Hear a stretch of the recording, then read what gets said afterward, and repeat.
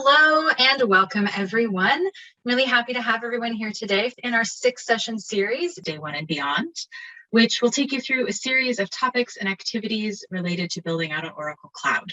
For those of you who might be new to our events, we're hosted on Cloud Customer Connect, which is our Oracle community forum for end users. You'll see links in the chat throughout the presentation today that lead you back to the CCC forums, and we invite you to create a free account, join in discussions, look for upcoming events on all kinds of topics. Welcome. My name is Kenna Kettrick. I'm a program manager with the OCI go-to-market team, and today I'm joined by Larry Beausoleil, Cloud Engineering Senior Enablement Manager, and Jeremy Walker, Master Principal Cloud Architect. And today we also have a special guest for this session, Kathy Gibbs, a Principal Cloud Architect, for today's topic of database services on Oracle. Before I hand things over to our presenters, I do have one quick poll. Those of you who've been with us before will recognize this. We run these sessions, both these fundamental ones and then our weekly Thursday deep dives. We run them and design them for you, our end users, our customers. So we like to know what you're interested in. So if you have a moment to drop those answers in the poll there, I always like to see what folks would like to see more of so that I can plan for that. And speaking of which, we do have some upcoming events. This Thursday, just a couple days on the 30th, we're hosting the VP of Product Management for Oracle Digital Assistant. So if you want to know more about chatbots and how ODA can integrate into way more of OCI services than you might have thought, join us for that one. And next Thursday, October 7th, is Kubernetes Made Easy with Greg Verstraeten and Mickey Boxall taking us through a typical journey of a Kubernetes cluster on Oracle Container Engine. So I'm going to drop links for both of those in the chat, and feel free to register and join us for those. As usual, please drop those questions in the Q&A box. We'll be answering them throughout the presentation today. And we are recording, of course, so if you want to share this in the future or want to go back and take a look at it later, we will have that up for recording and slides as well. All right, that is quite enough from me. I'm going to pop up just one more poll question, our usual one, to see what folks' experience on the cloud is like, since this is a Day 1 and Beyond presentation. And then I will go ahead and turn it over to Larry. Take it away, Larry. Awesome, thanks, Kenna. It's exciting to be kind of at the end of our fundamentals journey here, and as we bring it into some new topics. So I will just let you all know that there will be more of these to come. We're going to go back to the drawing board based on some of the feedback we've gotten, and we're gonna bring you a whole new series in the near future. But today we have database, cloud database. There's a lot of different options, and as Kenna was saying, joined with me today is Jeremy Walker. How's it going, Jeremy? It is going very well. It's like you said, it's exciting to be here. This has been a great series. I've enjoyed it. I think there's been a lot of learning done both in the audience, and I know I've learned a lot just going through the topics. And again today, as I was mentioning to you before this even started, I feel like I'm going to be another member of the audience. This has been well established in the series. I'm on the application developer background with automation and DevOps, and so this database thing has always been something that's been done for me. I connect to it, I use it a ton, but don't really have a lot of insight into the workings, how it's set up, the options that we have. So this is going to be, again, another learning experience for me. And it's a fun learning experience, and it's also something that along this journey we've brought in various experts, and today we do have an expert to help us with our database. Because I don't know about you, Jeremy, but when I'll build out the infrastructure, I'll build out everything that the DBA wants me to, and then I hand it to them to really get that last bit of performance out of it. And so for our talk today, we have Kathy Gibbs. How's it going, Kathy? It's going well. Hi, guys. Good to be here. Yeah. So what's your background? Yeah, so my background is I have about 25 plus years working with Oracle databases. So I started when I was 7 years old, of course. Most of my database work, the majority is with Oracle databases, but I do have quite a bit of experience with SQL Server and with open source databases such as MySQL and Postgres. Awesome. Well, that's going to really help us with today's journey, because with databases, they're changing. There's a lot of things that are changing in the industry to make sure it's secure, to get the most performance out of it. And I think some of the topics that we're going to cover today are going to really highlight that. Just some quick housekeeping items. So the agenda today, there's not a lot of items. It's just Oracle Cloud Database. We're going to focus on that portion today. And we're going to hop in the console, and Kathy is going to show us around the console for database, give us a couple demos to really highlight some of the features. You probably all have seen this many times before in this cloud journey that we have here. This is our cloud service offering table. So we have a full stack offering. We have all assortment of features and services that you can utilize. You know, if you need to use serverless, we have functions, we have API gateway. You want to do infrastructure as code. If you remember a couple times back in the series, we talked about Terraform and Resource Manager and how easy it was to deploy a 3-stack solution. We also have security, so we focused on CloudGuard. We focused on, you know, a little bit of data safe and understanding that portion. We've talked about networking. So we've talked about a lot of the building blocks to get us to this point of really highlighting the database. To me, the database is a very crucial component because, well, that's where all of your data sits, or referencing where your data is going to live. Maybe it's living in some of the storage locations that we've talked about previously, like object storage, or we have, you know, something else set up where we have a file storage system set up and we're housing it there. But database is a very crucial component to get our application off the ground. Again, one of the pieces that we bring up in this journey is kind of the security and compliance responsibility between Oracle Cloud and our customers, because it is something that we want to work closely together. And I want to make sure that on this journey, you're aware of, you know, where do you need to kind of focus and understand the risks and how to mitigate those risks. And this is something that's dependent on if we're using infrastructure as a service, we're using platform as a service, or software as a service, as to where this line kind of adjusts. And that does vary service by service in some cases. So database, that line can adjust a little bit. Even some of our infrastructure components, that line can adjust up or down to the virtualization, because if you're using bare metal, it gives you those capabilities. We have a lot of different locations that you can deploy into, as you've seen on the map, and new ones up and coming that will be, you know, as you see, commercial plans. So these are things to keep in mind if you're trying to get closer to your customer base, because at the end of the day, we want to reduce our latency so that the application's running as efficiently as possible and makes the customer happy. So, all right, let's dive into database. So database, so the first thing that we want to think about is, well, the challenges of actually securing our infrastructure, securing our database, and thinking about how we actually move our workload into the cloud, or move our data around. What's that going to look like? And what does Oracle have that we can use to solve this problem? So I'm going to pass this next one. Let me actually click this slide over here. I'm going to pass this slide over to Kathy, and Kathy, so what is this going to help us with today? Like what does Oracle have for our offerings that can help us in this journey? Right. So my first thought is so many, but at a high level, one of the things the first thing that comes to mind when you're talking about cloud is security. And so there's a lot around security when you're moving your database. So the database security is already enabled. You're encrypted at rest, and you can set up, or it's automatically set up depending on which database option you go with. And we'll talk through some of that. As far as having secure tunnels. So you can SSH automatically, you can have TDE, but probably even more important when you're going to the cloud, one of the things the cloud gives you is I can do consolidation. So I can use the opportunity that I have where I have all kinds of different hosts that are out there, and I have little instances over here and I have little instances over here, and I can consolidate those into one instance.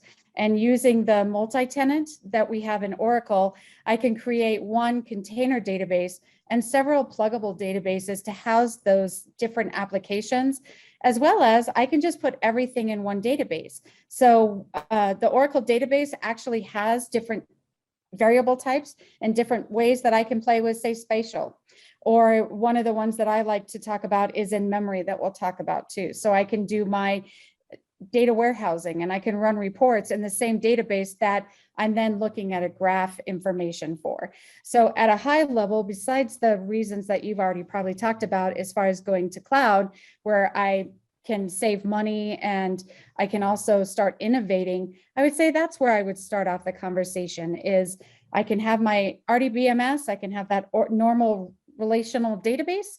And then I can also, hey, I want to pull in some JSON data. So I'm going to do my key value, or I'm going to pull in NoSQL over here, or I'm going to look at my graph on seeing how my customers are looking at that data. And I can do all of that in the same instance. Makes it easy for developers. I don't have to go search and hunt down where my data is located.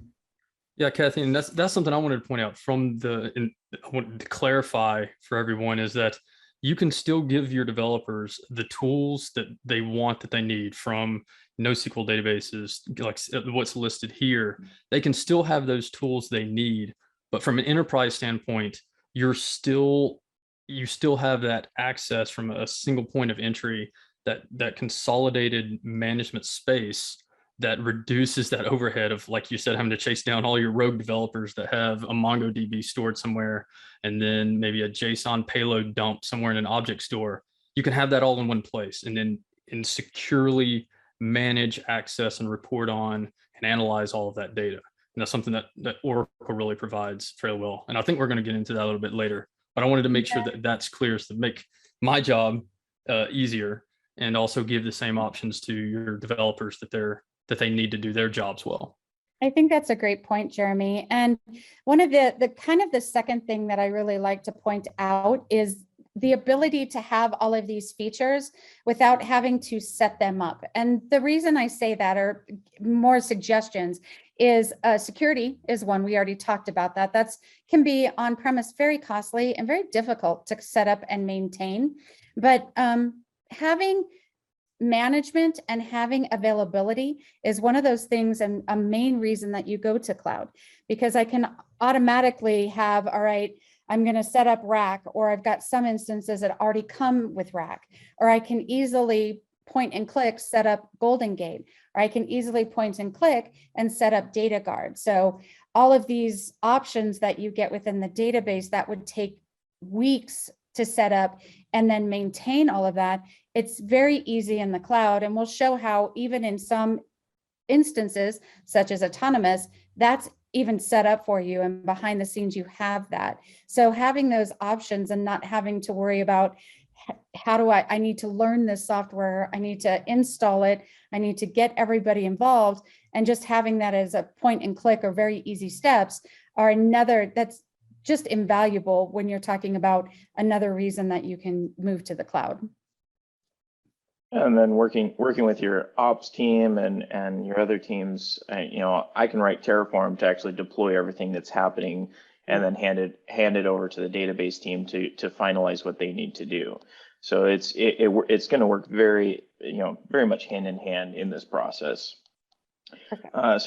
So as we kind of talked about, there's a lot of different options for database on Oracle.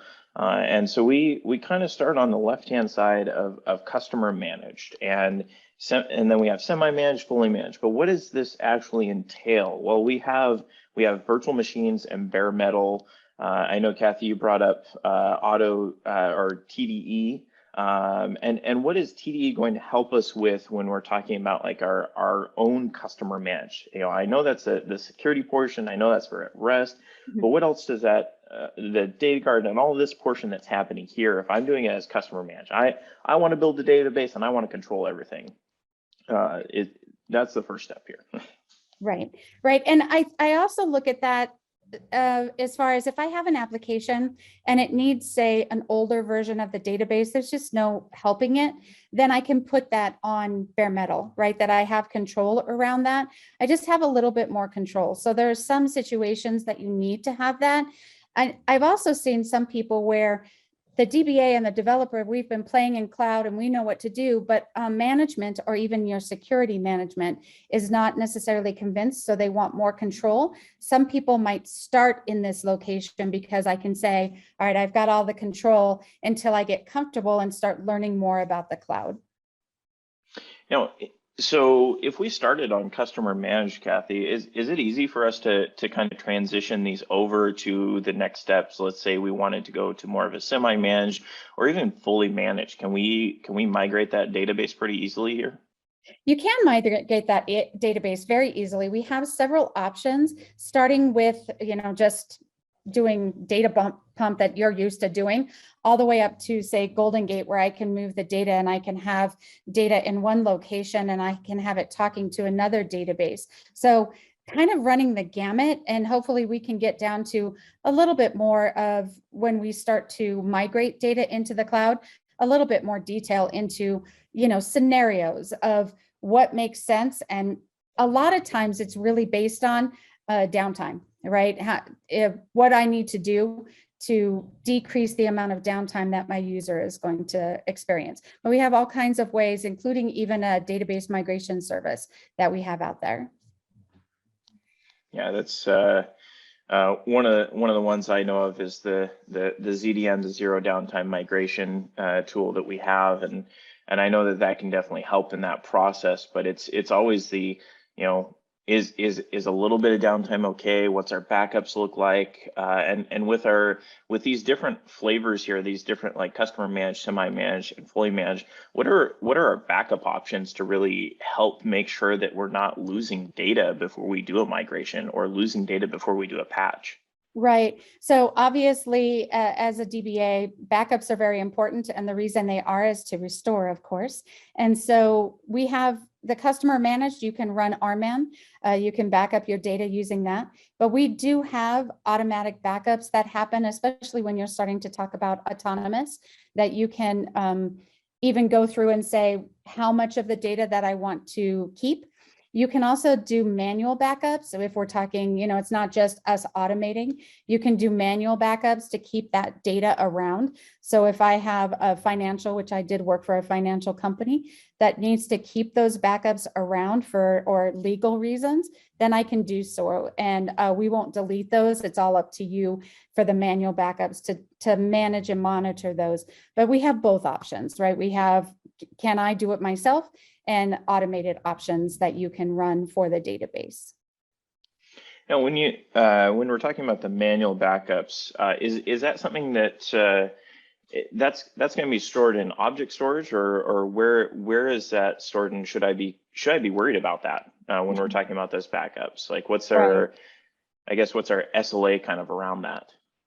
Right. So it is an object storage, and it is in a folder that Oracle has. So it's not something that, not a folder necessarily being an object storage, but it's in a bucket that Oracle maintains. So it's not something that people can go in and automatically see your backups. So you can restore from that folder, I keep calling it folder, buckets, that I can restore from the bucket in there. And you don't have to worry about the security of that, because my object storage, which you've probably covered in another session, is very secure, is encrypted, and you have to have access to be able to see that backup and be able to restore it. But you can also use that. The good thing about that is, since we do have those backups in object storage, you can restore it in different locations. Yeah, and that makes moving around very, very simple. So we do have a question here, and this is something that kind of going through some of these abbreviations. Okay. So Kathy, would you mind taking us through some of these abbreviations here? We have TDE, which is, if I remember my acronyms correctly, this is Transport Data Encryption. And then we have RAC, and that one's slipping my mind. What's real application clusters. Okay, and let me see. We also have ADG. I don't see where that one is. Under the Exadata one here. So I believe that that's referring to the data guard, that it's automatic data guard. Okay, that's kind of where I'm thinking as well. And then the one right below it, IORM. I actually don't know the acronym for that, to tell you the truth. All right, well, no worries. Well, that was one that slipped my mind too. So we'll definitely get that one highlighted and bring it back up in the recap. I think that covers all of our acronyms that I'm seeing on here. So we got our virtual machines, we got our bare metal. So it's something that yeah, and my Googling and also a Q&A answer from the audience provided the IO resource management system within Oracle. And that's something I learned, because it's something that just kind of works underneath. You don't encounter it a lot. It's what works underneath. Well, and a lot of times you have that sometimes where you get used to the acronyms, such as ACID, right? If you're ACID compliance in the database, not a lot of people, you're just used to saying it that way. So that's what the resource manager is a lot of times, where I'll see that acronym and think that. We're not going into that resource manager a whole lot, just because we have so much to cover that I'm not sure we'll get into Exadata, but we do have that ability. And if you do know about resource management, it isolates your workload. So there's a lot we can do with that. Yeah, the big one that we're going to hit pretty well right now is the ADW, which we're going into. But I do want to point out, and we're going to deep dive in this later, is the ATP, which is the transport of the actual data. And I want to kind of tee that up to say we'll deep dive in that a lot later, and especially in the whole moving data around from applications to database back and forth. That's a great tool that I would love to go into. But just if you're interested in that, research it. We don't have time today to go into it, but it is a great tool that Oracle has as far as just making sure your data gets where it needs to go timely and without having to build an entire framework around it. Yep.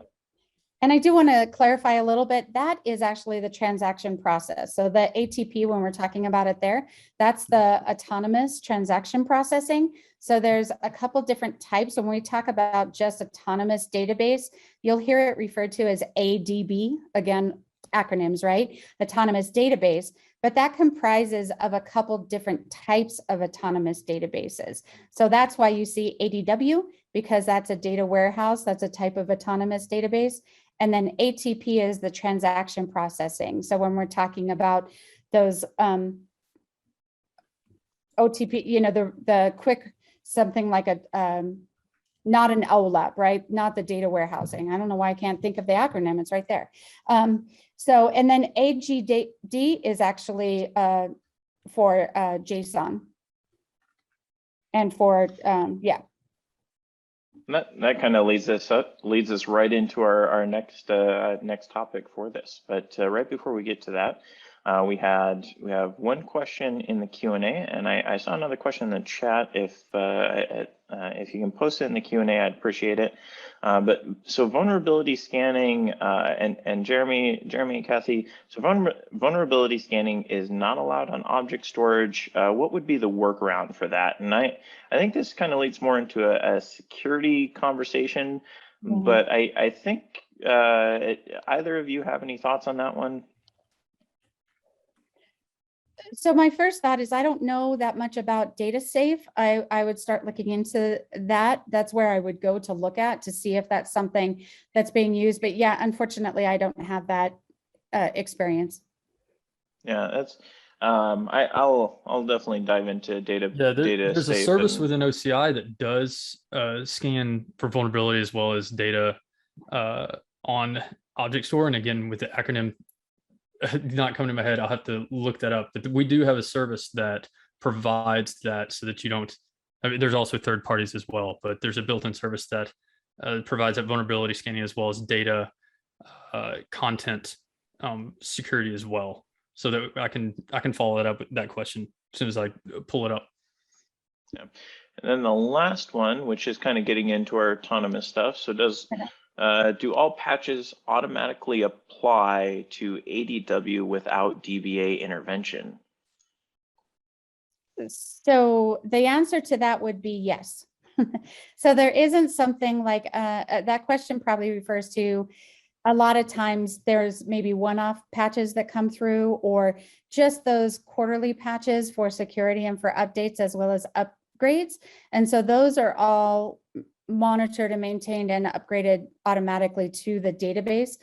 We notify you of that, and there's a schedule, but the majority of those happen online, so you can keep working while the patch is being applied.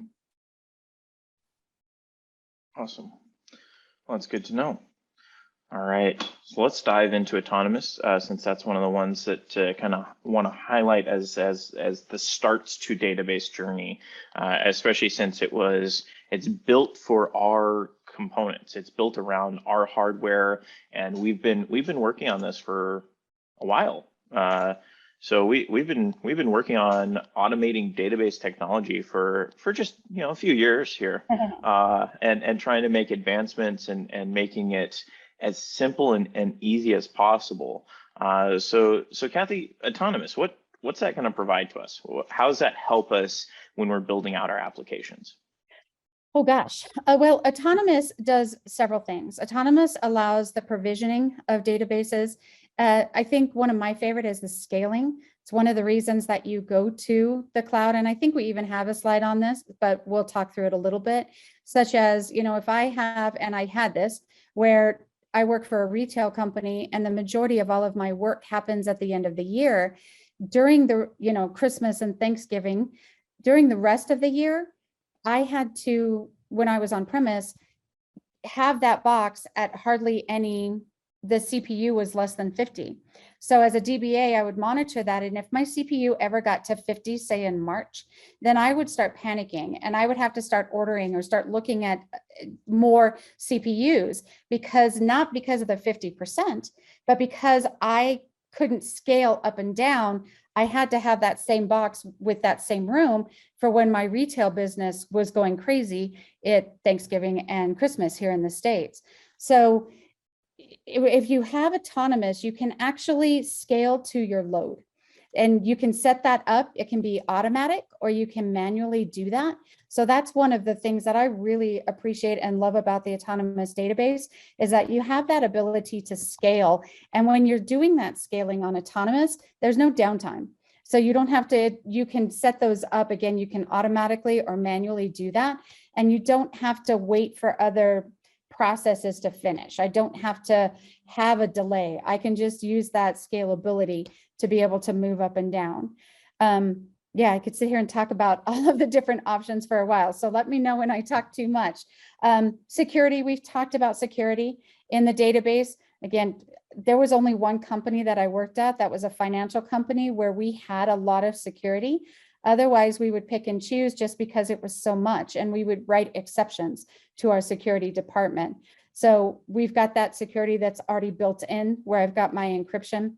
It alleviates, or it kind of relieves me as a production DBA of doing all of those day-to-day mundane type work. So having to check all of my backups. I know that my backup is automatic, so I can set up, I'm still going to probably check that or have an email that's sent to me, because we do have an alerting option that I can set up events and I can get notified when a backup starts, when it finishes, but I don't have to run that. And I don't have to make sure that I'm not running out of space for where my files are located. So yeah, all kinds of things that I get with autonomous. Do you want me to keep talking through that? I don't want to take up all of the time just talking. Well, I was going to go into so popping up some of the automating of the infrastructure technology here. So I see here we have Exadata CS, and I know that's something we're going to get into in a couple of slides here. Yeah. But that's what autonomous is built on. And that, to me, that's huge. So you get a lot of capabilities by building on that hardware, the performance and the other components. So I think this is a slide you were kind of talking about for getting the cloud, and we're getting through those next steps. So what do you want to highlight here? What's the key takeaway for this? Yeah, I think the key, especially for autonomous, which we're talking about now, is that one of the things that autonomous, when you first install autonomous, you can have shared or dedicated. So let me just talk shared right now. You actually, autonomous is on an Exadata machine. And when you create your autonomous database, you automatically get RAC. So that real application, that clustering that we talked about, you also automatically get active data guard. So you're going to be able to, you're having the availability when you're on autonomous database, just from those automatically increases. So I don't have to worry about, you know, am I going to fail over? Or what happens if there's a real true disaster and I have to go to another region? You have that's built into autonomous. So you have that automation that, you know, if I'm talking about as far as infrastructure, we will actually maintain that. So if there's OS patches, we keep on top of that. If there's something when I just talked about where I have to scale, we're going to keep on top of that. We monitor those Exadata machines, and because we have clustering, we know when there's an issue. And even for patching. So we're talking about that patching earlier, that I've got that high availability so that I'm not affecting my customers, or I'm not being affected by those patches that's being installed. So that's true for the infrastructure as well as for the database. And then we talk about, if we're talking, you know, in autonomous things it can do, there are in the data warehouse, I don't have to worry about indexes. So through machine learning, and that's highlighted down here, you in autonomous database, you actually can have the machine learning, and obviously that will help you with different workbooks. You can use that for your customers and how you run the business, but we use the machine learning to help us with indexing.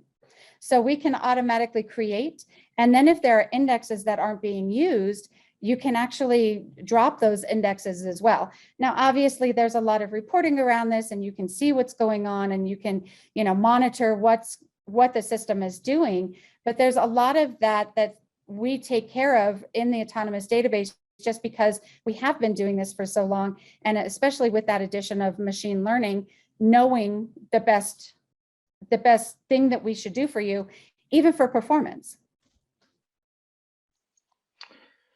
So you highlighted dedicated, and you highlighted you know, shared deployed. Can we do serverless for autonomous? Is that possible? And can I do dedicated serverless? Is that an option here to kind of go on the cloud native journey that's out there in existence?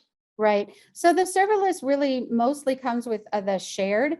There are things you can do if you have dedicated. So I can make things go, you know, I can scale that. But as far as what I worked, it's more on the shared side, just because of when you have a dedicated, you are limited, because a dedicated autonomous database does mean that you're getting that Exadata box. You're not sharing that with anyone else. So there is some scaling within that you can do, but it's not the same thing as shared, where I can truly have that serverless option. So if that makes sense, there's some, but if you're talking about just pure definition of what that would be, that's really more on the serverless side. But yeah, when you're talking dedicated, you certainly have the option to grow or shrink. Yeah, it definitely makes it easy too, because it's essentially a push of the button to scale or decrease if you're using the shared. I guess thinking about what's going on here. So fundamental problems for, you know, complex administration. So all of these top pieces we've kind of highlighted. You know, downtime due to patching or failures. We're taking care of that. Everything we're talking about here for autonomous, we're trying to make this easy. Like that's I think one of the pieces I see for autonomous is how easy it is to set up and create and add some of these items on top. So let's kind of go through this portion. So provisioning. So how easy is it to provision autonomous database? And we did briefly talk about some different options for autonomous database, because we have ADW, Autonomous Data Warehouse. We have ATP, Autonomous Transaction Processing. And then we have AJD, Autonomous JSON. So, you know, does it matter which one I choose at the beginning? Do I have to be specific when I choose those, or can I switch between them? How easy is that process? Yeah, so I do want to clarify, it's not JSON, it's Java. So I don't know what I Sorry, was. my when I said apologies. JSON, yeah. So it's the Java, but yeah, I think that as far as provisioning, even through the console, it's just a couple of clicks, and we'll do that when we get over to the console. I'll just show you how you can set that up. And with just a couple of things that you need to put in there, you can set up a development instance very quickly, production as well. So I can go through and through the console. But one of the things that we like, and even Jeremy talked about this, and you talked about it a little bit through Terraform, using what I usually recommend is that when you first go to cloud, you manually create your databases through the console.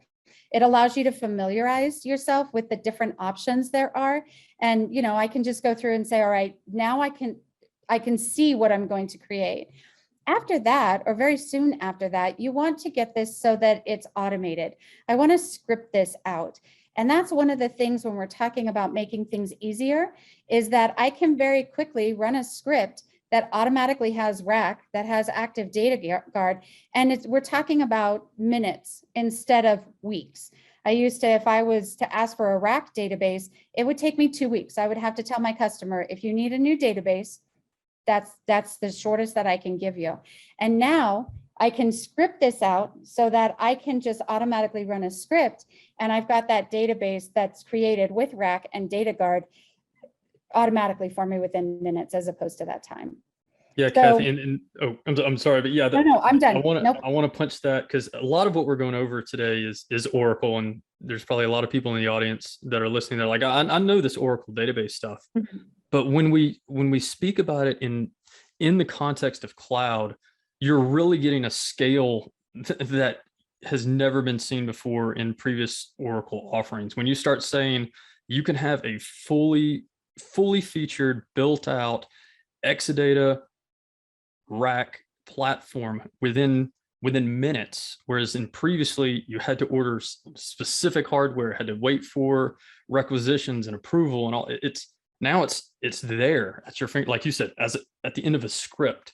And through automation and through the development life cycle, you can have that at pennies compared to having to pre-purchase all these licenses and all this hardware before. It really opens up your developers to new options and new capabilities that they didn't have before, solely because you now have all of these Oracle scale enterprise, enterprise scale features at your fingertips in the cloud. And so that's something that from my point of view, learning about what all this means to have all of these heavy, big hitting products right here, right now, without having to go through a sales cycle, which I know is frustrating for a lot of people. Right here, right now, when I need it, when my developers need it, is huge. And so that's something I want to draw the parallel, so that we don't get lost in an Oracle product demo. This is really an OCI Oracle Cloud feature set that we're really hitting here. Yeah, that's a good distinction.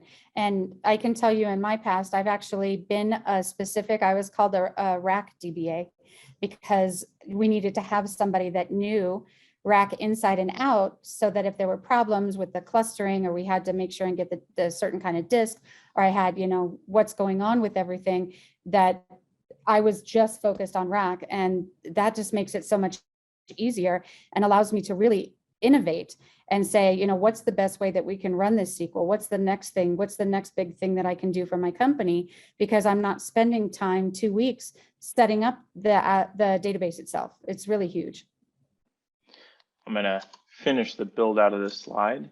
So we have provision, secure, and manage. And this right here is going to take us into kind of our demo portion, because we've talked about how quick it is to provision. We talked about the fact that security is just it's built in. This is something that is taken care of when we're talking about autonomous. And this, as we've talked about the Oracle Cloud journey, security is one of the biggest thing that is taken care of at the beginning. You have the capability to use customer managed keys in a lot of our processes. So we have our vault service, we have some of our other security services. You have your you have Data Guard, which is not quite security, but it kind of helps with that. But Data Safe for looking at your actual for like PII, some of the other information on top of your database. You have a couple other tools to implement here, and then managing it, it's really easy. So I'm going to pass this over to you, Kathy, to kind of take us through a demo inside the console. Let me quit sharing here so you can share your screen. I will do that. Let me share my screen here and bring up my windows in the way. Sorry about that. Hold on one second. All right, so I'm just starting on my homepage for OCI. So if you haven't come into the cloud, this is where you'll look. You can certainly, I can search for things like autonomous up here, but I like to come over here, all of my options. We're not going to go into databases. We haven't talked a lot about it, but we do actually have other databases, MySQL. So if I was going to go into one of my MySQL or SQL database service, then this is where I would go. I'd go into databases, and that's where I would go to set up MySQL and HeatWave, of course, which has been big in the news as far as databases. But I'm going to go over here into autonomous. Okay, so you can see I'm in my region, my West region. I've got a couple of autonomous databases, and we'll go and look at that. But I really would like to just create a database for you here and show you how simple it is. So if I go in and I click on create that autonomous database, I obviously have to choose compartments. Hopefully you've gone through that. I have a display name that I can use as a friendly name. So I can say like Kathy's main DB or something like that. And then I have the actual database. If I want to use something that tells me what area it is, tells me it's the first or second, something like that, I can do that in my database name. Just for this, I'm just going to leave it. Okay. Now here's what we were talking about. And I kept on going back and forth. That's where my JSON database is. So I don't know why I had trouble with that. I was right the first time with JSON and not Java. I just questioned myself. But I have the data warehouse, which we're going to go into. I have transaction processing. I have JSON, but I can also build out an Apex application. So it's very, very easy to do that within the cloud. We're not going to go into that too much here, but you'll see a couple places that if I want to create an Apex application for a website or to do anything, it's very straightforward for me to do that.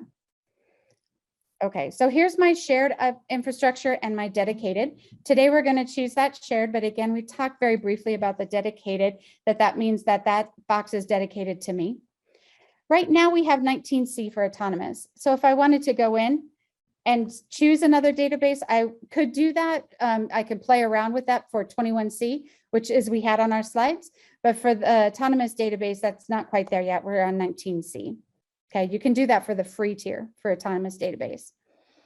I can select my CPU count and I can select my auto scaling. So we talked about that as far as with serverless. It tells me more information, but what that will do is if I start with 1, I can go 3 times higher than that provision number. So when you're talking about like that retail and what size do I need to work with, you need to be aware of that, what do I start with, and that it can go up to 3 times of that. That can be changed. You can modify that, but just to let you know, be aware of that. I have my storage that I can allocate. Right. And then I've got my admin, of course. Now, again, as we mentioned, we didn't talk too much about it, but I don't have sys or system. Right. So I'm trying to talk at the same time I'm typing.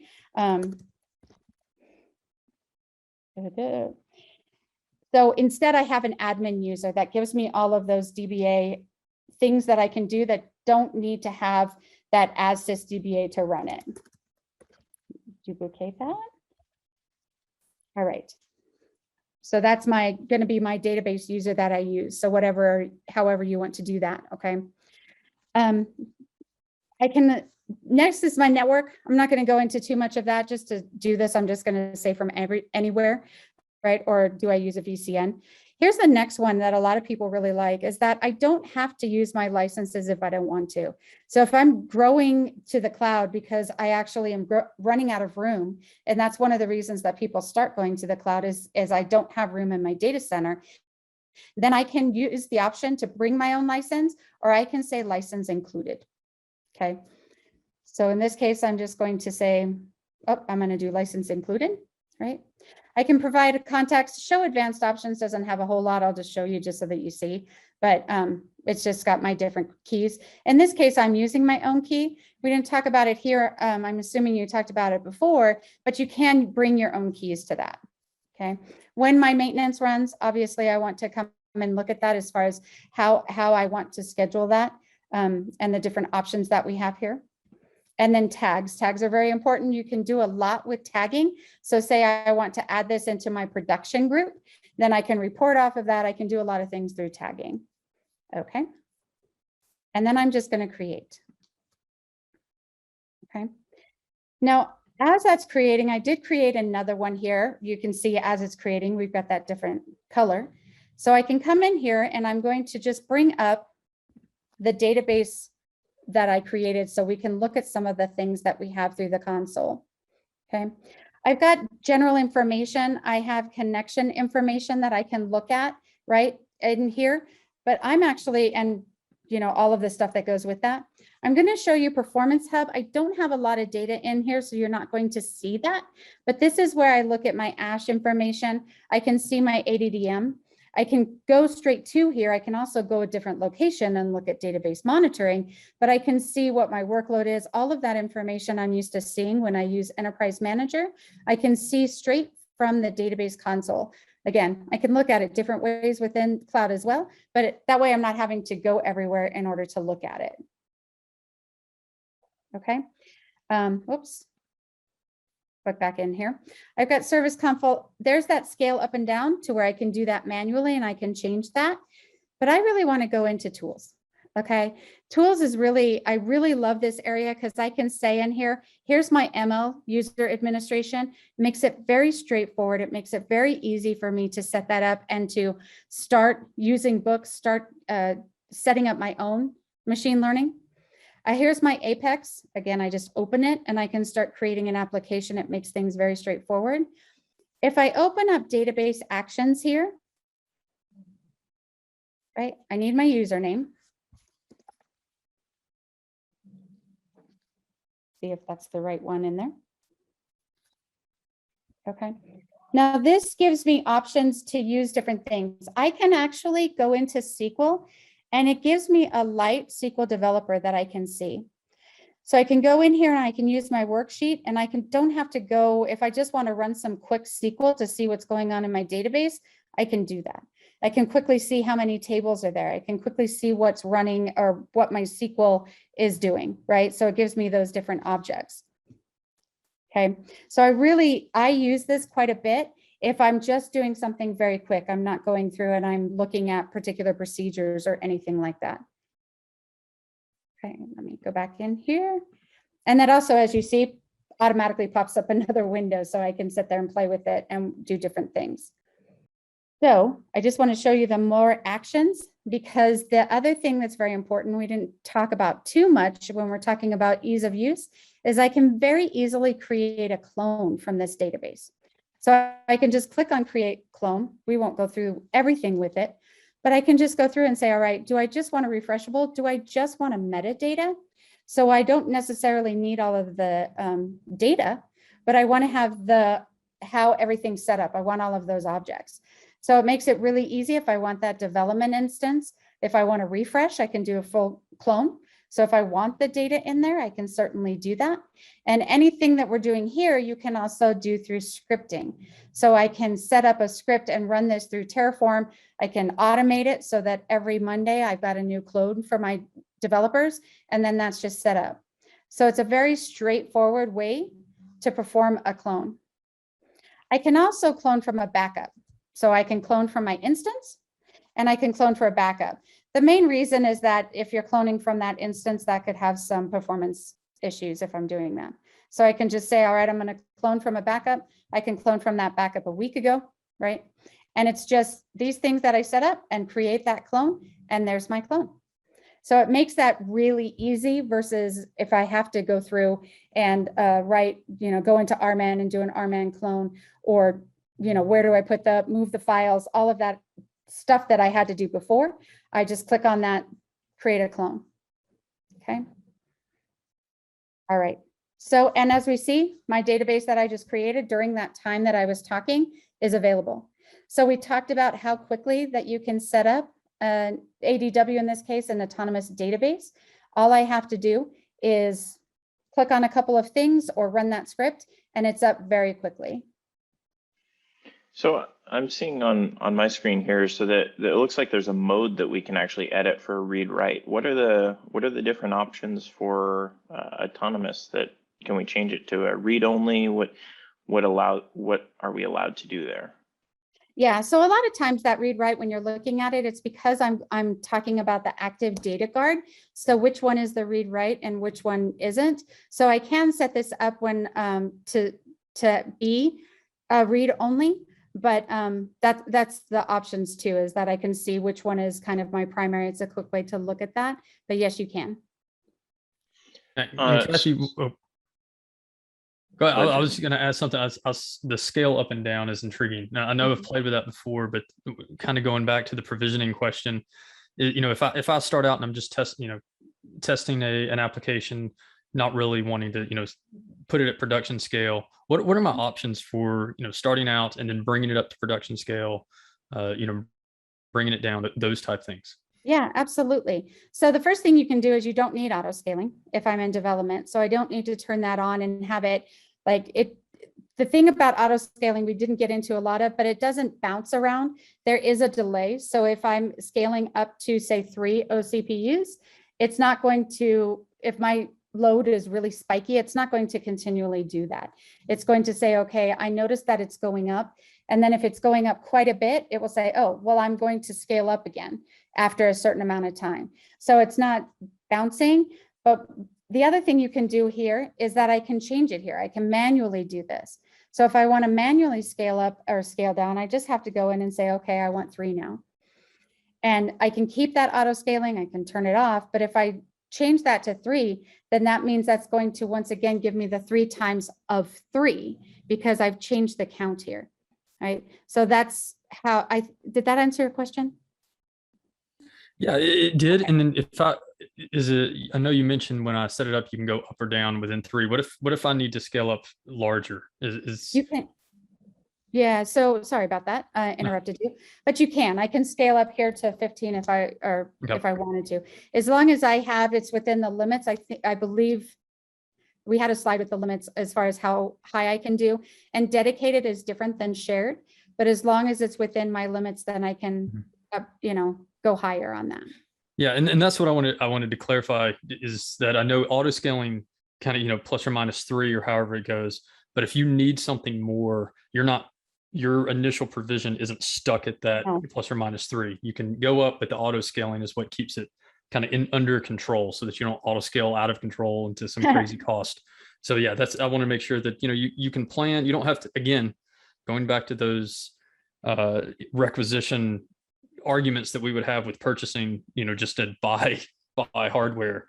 You're not in that same. You can start out small and then grow as your workload grows. And so I wanted to make sure that was evident.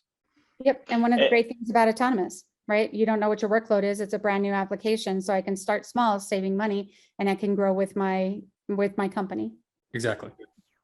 And then if you sign up with like one of the free tier accounts right now, you get it's a good start, but a small autonomous database in the free tier to let you play around with it and kind of understand what's going on. So there's lots of ways to really try this out and almost give yourself a proof of concept. We are definitely getting close to our time here. So we have a couple of questions I wanted to get into. One of them, so can we change the network to point to another environment after we clone? So if we go through the cloning process, are we able to change the network for our autonomous database? Right. So you can update the network access. If you can see right here, I can go in and change that. So if I am allowing and I want to go to use something else, then I can do that. So after that, I think there are limits with it. I'd have to make sure, but there are some things that you can change that in some cases, especially if I'm cloning over to someplace, but you can see here when I'm creating the clone that I can change that. And I think once it's actually fully provisioned, I think that's where it may get a little bit trickier, and then you'd have to create a clone to be able to do what you're doing here. So, or create the backup and then relaunch. So there's ways to be able to meet that requirement. All right, our next question here. So for engineered systems on-prem, not on Oracle Cloud, it's not possible to have active setup for DC and DR. Is that correct? So if you're talking, I'm not sure if I understand, are you going from on-premise into Autonomous Database? Is that? I'm not sure. I'll Deepak, if you would mind elaborating a little bit more on your question there, that would be very helpful. Because of active, I'll just kind of give a little bit of a generic answer. Active Data Guard, you don't have access to SIS and as the SIS DBA. So there are things that you need to do with Data Guard that you can't do because you need to have access to those. So obviously, if I'm on Autonomous, I can use Data Guard. We showed that it's there. But as far as migrating and doing different things to it, there are options that you can use.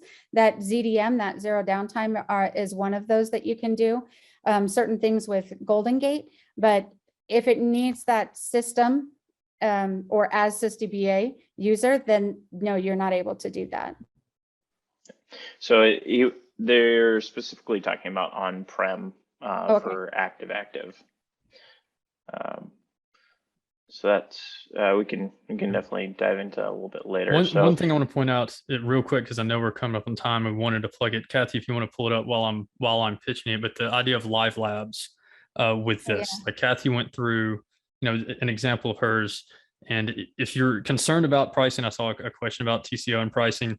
I know we plugged it, in the last couple of weeks, but Oracle or an OCI has this live labs environment where you can go in, and there's several, I just pulled them up myself. There's several ADW live labs to go through different scenarios, and it's all within it's within the OCI's environment. You set up a lab environment, you get to work within it, and it's not, as long as you have an Oracle account, then it's free. And so that lets you toy around, play, don't worry about breaking anything within your corporate environment. And then you also learn a good bit about specific features and answer some questions as well.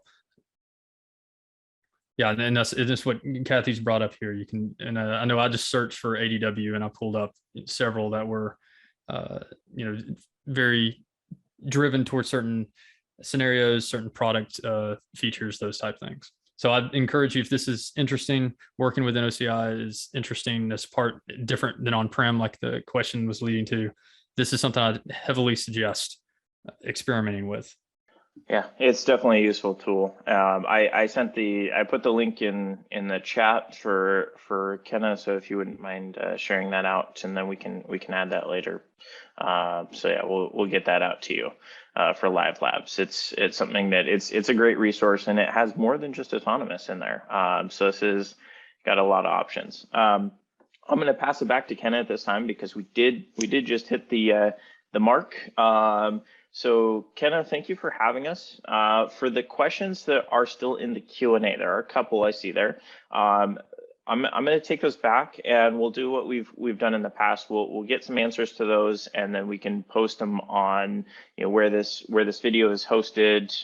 So we'll get those answers to you, or feel free to email us, and we'll get you an answer on those. So thank you very much for joining us. Thank you. Thank you, Larry. I just reposted the replay and slides link as well as the live labs link.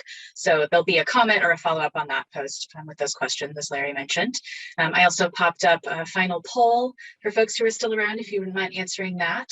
And then, as mentioned at the beginning, stick around, keep your eyes open. There will be more of these series, both more kind of day one and beyond fundamentals, and then I think some advanced sort of, I guess, day two and then day three.